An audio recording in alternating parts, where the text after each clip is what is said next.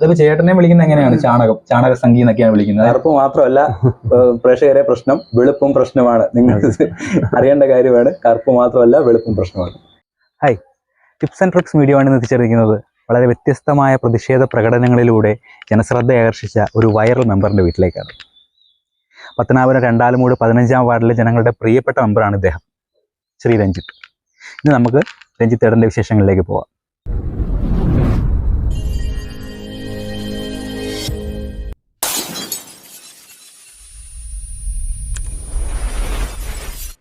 രഞ്ജിത്തേട്ടാ നമസ്കാരം. നമസ്കാരം. ഇന്ന് പത്തനാപുരംകാർക്ക് മാത്രമല്ല, നമ്മുടെ ഈ കേരളക്കരക്കാർക്ക് മൊത്തം രഞ്ജിത്തേട്ടൻ്റെ വിശേഷങ്ങൾ അറിയാൻ താല്പര്യമുണ്ട്. എന്താണ് അവരോട് പറയാൻ? എന്ത് വിശേഷം ആണ്? അതായത് ഒരു വൈറൽ മെമ്പർ ആണല്ലോ, പല പ്രതിഷേധ പ്രകടനങ്ങളിലൂടെയും വൈറലായ ഒരു മെമ്പറാണല്ലോ. അപ്പം ഇദ്ദേഹം പിന്നെ ഈ ചെയ്യുന്നത് പബ്ലിസിറ്റിക്ക് വേണ്ടിയിട്ടാണോ, അല്ലെങ്കിൽ പിന്നെ സ്വന്തം ആ വാർഡിലെ ജനങ്ങൾക്ക് വേണ്ടിയിട്ടാണോ? നേരത്തെ ആ ഒരു ഞാൻ പറഞ്ഞ ഒരു കമന്റ് വായിച്ചതുപോലെ ഇദ്ദേഹം പട്ടിഷോയ്ക്ക് വേണ്ടി കാണിക്കുന്നതാണോ എന്നൊക്കെ കുറെ ജനങ്ങൾക്ക് അറിയാൻ താല്പര്യം കാണും. അപ്പൊ അവരോട് എന്താണ് താങ്കൾക്ക് പറയാനുള്ളത്? അല്ല, അവര് പട്ടി ഷോ എന്ന് തന്നെ പറയുന്നു. തീർച്ചയായിട്ടും മനുഷ്യനേക്കാൾ സ്നേഹമുള്ള മൃഗമാണ് പട്ടി. തീർച്ചയായിട്ടും ആ നായയുടെ സ്നേഹം എന്ന് പറഞ്ഞാൽ നമുക്ക് നന്നായിട്ടറിയാം. അപ്പം അത് എനിക്കൊരു ബഹുമാനം തരുന്ന പോലെ ഞാൻ കാണുന്നുള്ളൂ. പിന്നെ പോസിറ്റീവായിട്ടേ കാണുന്നുള്ളൂ. ഞാനിത് ആരുടെയെങ്കിലും പട്ടി ഷോ എന്നുള്ള കമന്റിനകത്ത് എതിർത്ത് പറയാറുണ്ട്? ഇല്ല, തീർച്ചയായിട്ടും അതിനൊന്നും നമുക്ക് ബുദ്ധിമുട്ടേ ഇല്ല.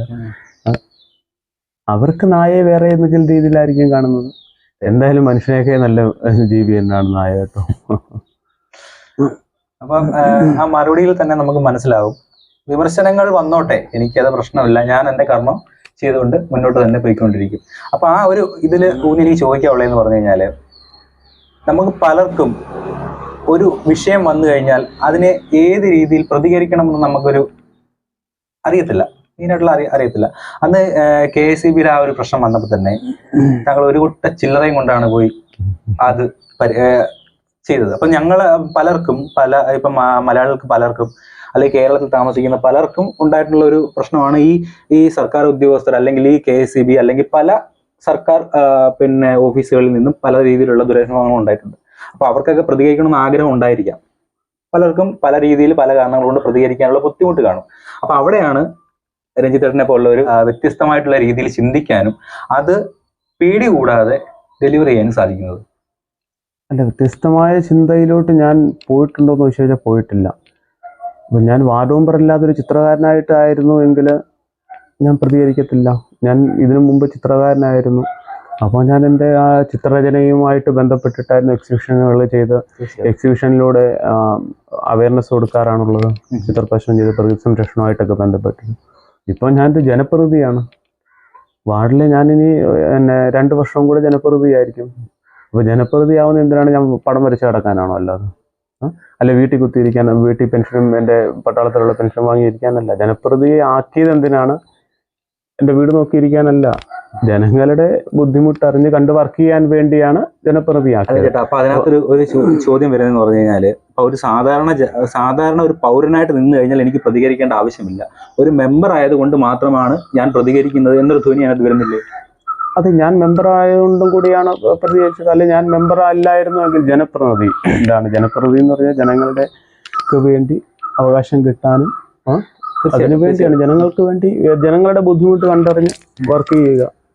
അപ്പം പ്രതിഷേധം മാത്രമല്ലല്ലോ നമ്മൾ ചെയ്യുന്നത്. ഇപ്പം 2-3 ദിവസം മുമ്പാണ് ഞാൻ എൻ്റെ വാർഡിലുള്ള വയോജനങ്ങൾക്ക്, ബുദ്ധിമുട്ടുള്ള ഫോണില്ലാത്ത വയോജനങ്ങൾക്ക് മൊബൈൽ ഫോൺ വാങ്ങിക്കൊടുത്തുകൊണ്ട് സേവനം ചെയ്ത എൻ്റെ വാർഡിൽ 10ഓളം പഠിക്കുന്ന കുടുംബങ്ങളുണ്ട്, കുട്ടികൾ ഉള്ള. സ്കൂളിൽ പോയി കഴിഞ്ഞാൽ മാത്രം അവർ ന്യൂസ് പേപ്പർ കാണുന്ന കുട്ടികളുണ്ട്. അവരുടെ വീടുകളിൽ ഫ്രീ ആയിട്ട് ന്യൂസ് പേപ്പർ എത്തിച്ചു കൊടുക്കാറുണ്ട്. അപ്പോൾ അതിൽ എൻ്റെ പൈസ കൊണ്ട് മാത്രമല്ല, ഞാൻ സ്പോൺസറിനെയൊക്കെ കണ്ടെത്തിയിട്ടാണ്. ഇതിന് പണ്ടുപോലെ ഓരോ പല അങ്ങനെയുള്ള കാര്യങ്ങളും ചെയ്യുന്നുണ്ട്. ഓക്കെ, അപ്പോൾ ഞാൻ ചോദിച്ചത് അപ്പോഴും അതിനുള്ള മറുപടി കിട്ടിയിട്ടില്ല. ചേട്ടാ, ഒരു സാധാരണക്കാരനായിട്ടുള്ള ഒരു വ്യക്തിയാണെന്നുണ്ടെങ്കിൽ ഈ വക കാര്യങ്ങളൊന്നും രഞ്ജിത്തേട്ടൻ പ്രതികരിക്കത്തില്ല. ഞാനൊരു ജനപ്രതിനിധി ആയതുകൊണ്ട് മാത്രമാണ് ഞാൻ ഇതൊക്കെ പ്രതികരിക്കുന്നത് എന്നാണോ പറഞ്ഞു വരുന്നത്? ജനപ്രതിനിധികളെല്ലാം പ്രതികരിക്കേണ്ടതാണോ? പിന്നെ ജനങ്ങള് ജനപ്രതിനിധി ആക്കിയത് അല്ല, ജനപ്രതിനിധി ആയില്ലായിരുന്നുണ്ടെങ്കിൽ, മെമ്പർ ആയില്ലായിരുന്നുണ്ടെങ്കിൽ ഒരുപക്ഷെ ഈ കാര്യങ്ങളൊന്നും പ്രതികരിക്കത്തില്ല എന്നാണോ? ചിലപ്പം സാഹചര്യം കൂടെയാണ് അത്. തീർച്ചയായിട്ടും. സാഹചര്യം അനുസരിച്ച് ചിലപ്പോൾ അങ്ങനെ ഒരു സാഹചര്യത്തിലേക്ക് ഞാൻ വന്നു കഴിഞ്ഞാൽ പ്രതികരിക്കും. തീർച്ചയായിട്ടും.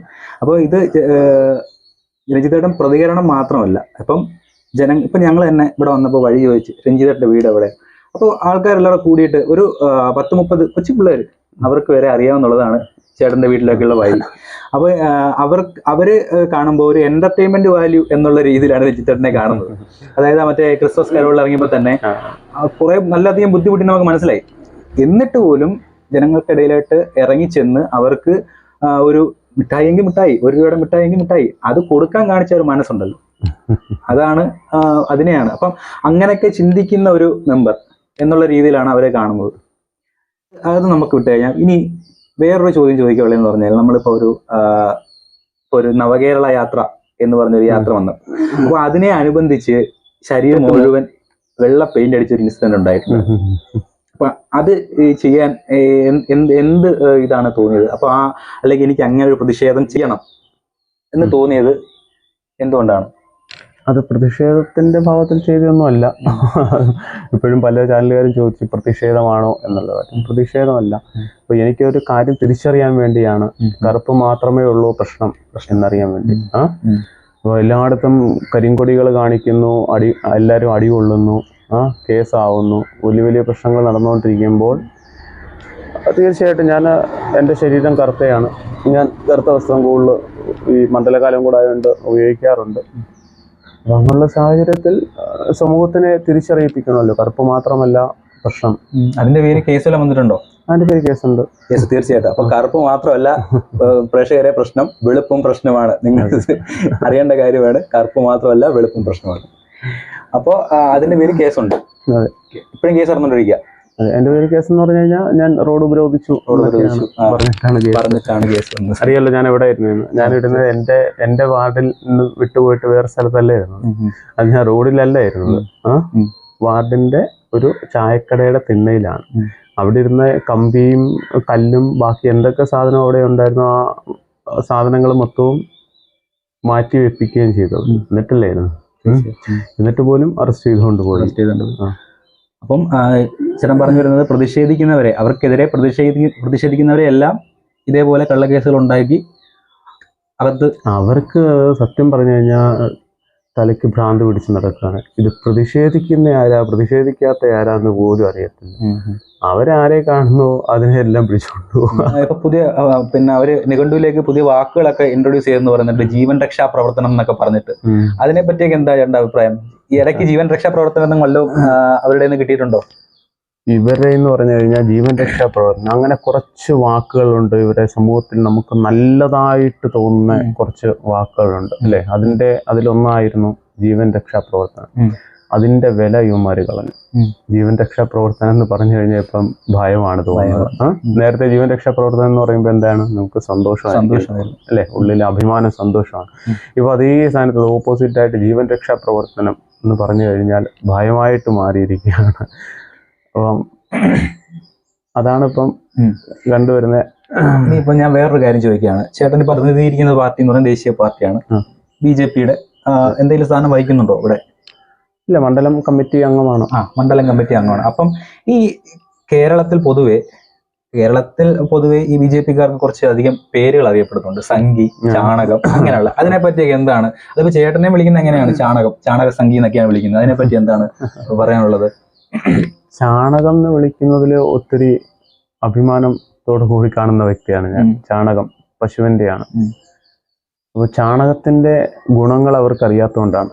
ചാണകം ഒരു നല്ല കീടനാശിനിയാണ്. ചാണകത്തിനെ പോലെ ഞാൻ പ്രവർത്തിക്കുന്നു. ഒരു വ്യക്തി എപ്പോഴും പ്രവർത്തിക്കേണ്ടുന്നത് ചാണകത്തിനെ പോലെയാണെങ്കിൽ സമൂഹത്തിലെ ഏറ്റവും നല്ല പൗരനായിരിക്കും കേട്ടോ. ചാണകം എപ്പോഴും ചെയ്യുന്നത് എന്താണ്, നല്ല ജൈവ വളമാണ്.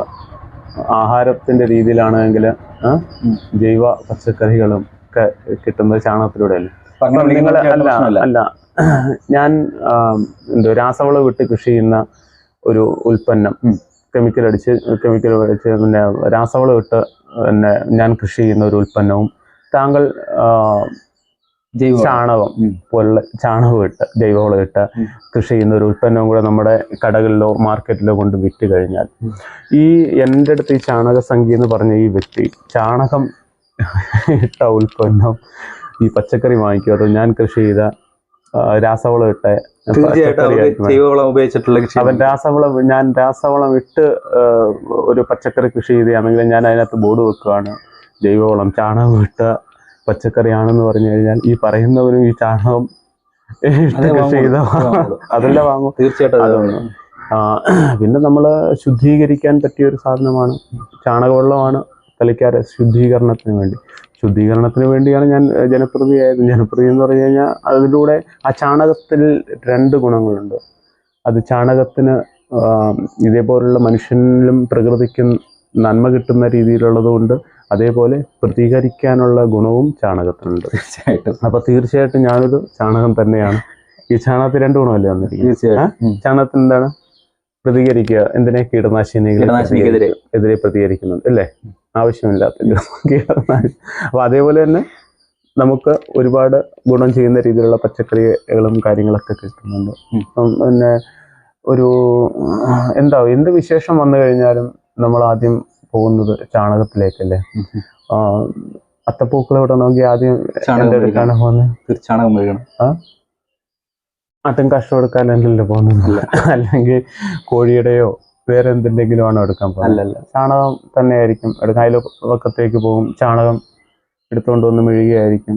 പിന്നെ അങ്ങനെ പിന്നെ ഇപ്പം എൻ്റെ വീട്ടിൽ അമ്പലത്തിൽ നിന്ന് പറ വരുമ്പോഴും അതിനകത്തും ആദ്യം പോകുന്നത്, എൻ്റെ വീട്ടിലെ പശുക്കളുണ്ടായതുകൊണ്ട് എൻ്റെ വീട്ടിൽ വന്നാണ് ഈ അയൽവാസികളൊക്കെ കൂടുതൽ പേരും വന്ന് ചാണകം എടുത്തുകൊണ്ട് പോകുന്നത്. അപ്പൊ അങ്ങനെ ഒരുപാട് ഈ പറയുന്നവരെയൊക്കെ ഇവരൊക്കെ പോകുന്ന ഇവരുടെയൊക്കെ ആരാധനാലയങ്ങളിലാണെങ്കിലും നോക്കണം, ഹിന്ദുക്കളുടെ ആരാധനാലയം മാത്രമല്ല എല്ലാ ആരാധനാലയങ്ങളും മിക്കവാറും എനിക്ക് തോന്നുന്നു ചന്ദനത്തിരി കത്തിക്കാറുണ്ട്. തീർച്ചയായിട്ടും. ഏറ്റവും നല്ല ചന്ദനത്തിരി ചാണകത്തിൽ വെച്ചുണ്ടാക്കിയ ചന്ദനത്തിരിയാണ്. അപ്പൊ അത് പലയിടത്തും കിട്ടാറില്ല. അതും ചാണകത്തിൽ നിന്നൊന്നും പറയുമെങ്കിലും കൂടുതലും കെമിക്കൽ വെച്ചുണ്ടാക്കിയ ചന്ദനത്തിരിയാണ്. ആ കെമിക്കൽ വെച്ചുള്ള ചന്ദനത്തിരിയിൽ നിന്നും കിട്ടുന്ന പുകയൊക്കെ അടിച്ചു കഴിഞ്ഞാൽ നമുക്ക് ദോഷം ചെയ്യും ശരീരത്തിന്. പക്ഷേ ഇപ്പോൾ ചാണകത്തിൽ നിന്നുണ്ടാക്കിയ ചന്ദനത്തിരിയാണെങ്കിൽ നമുക്ക് നല്ലതാണ്. അതാണ് ചാണകത്തിന്റെ ഗുണം. ചാണകം എന്ന് വിളിക്കുന്നതാണ് ഭയങ്കര അഭിമാനമാണ്. ഒരു കാര്യം ചോദിച്ചോട്ടെ, നമ്മൾ ഇത്രയും ചോദ്യം ചോദിച്ചിട്ടും അതിനകത്ത് ഞാൻ ട്രിഗർ ആവുന്ന രീതിയിലുള്ള ചോദ്യങ്ങളും ഇട്ടിട്ടുണ്ടായിരിക്കാം. പക്ഷെ എന്നിട്ടും രഞ്ജിത്തേട്ടൻ വളരെ കൂൾ ആൻഡ് കാം ആയിട്ടാണ് ഞങ്ങൾക്ക് മറുപടി തരുന്നത്. അപ്പൊ എന്റെ ചോദ്യം എന്ന് പറഞ്ഞാൽ, ഈ അടുത്തിടയ്ക്ക് ഞങ്ങളൊരു വീഡിയോ കണ്ടായിരുന്നു, ഒരു പഞ്ചായത്ത് ഓഫീസിൽ വെച്ചിട്ടാണെന്ന് തോന്നുന്നു. ആ വീഡിയോയില് കുറെ ഉണ്ടായിരുന്നു പഞ്ചായത്ത് ഓഫീസിൽ വെച്ചിട്ട് എനിക്ക് തോന്നുന്നു ഒരു ഭിന്നശേഷിക്കാരാണ്. അപ്പൊ അതിനകത്ത് ഭയങ്കരമായിട്ട് ചേട്ടൻ വയലന്റ് ആവുന്ന ഒരു രംഗം കണ്ടായിരുന്നു. അപ്പൊ ഇങ്ങനെ സംസാരിക്കുന്ന ഒരു വ്യക്തി അങ്ങനെ മാറാനുള്ള കാരണം എന്തായിരുന്നു? ഇടയ്ക്ക് വെച്ച് ചോദിച്ചായിരുന്നു നാടകമാണോ ഷോയാണോ.